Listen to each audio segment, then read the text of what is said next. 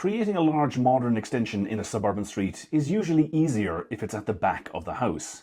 This design is on full public display at the end of a cul-de-sac. It's a tall structure, relatively close to the boundary with the neighbour's house, so how did I get planning permission? This design posed two big risks. The extension was visually very different from its surroundings, and it might overshadow the immediate neighbour, reducing the amount of light reaching their windows and garden. Back in 2014, I wrote a design report as part of the planning application. In it, I addressed these two issues head-on. The fact that the extension looked different from the other houses on the street wasn't actually a problem.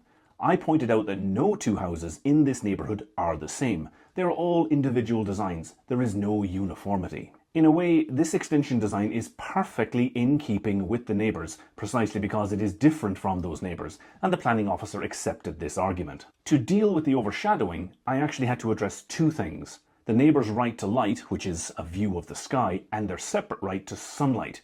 These two rights are sometimes confused, but they are dealt with differently by the planners.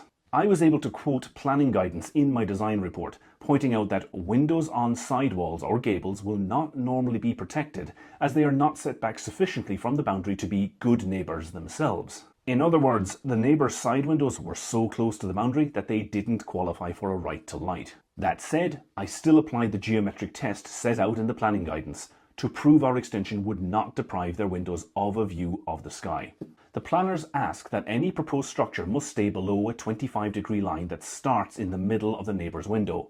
Our extension is under the line and it passes the test. To protect sunlight reaching the neighbour's garden, a different test is applied. This is the guidance published by the Edinburgh Planning Department.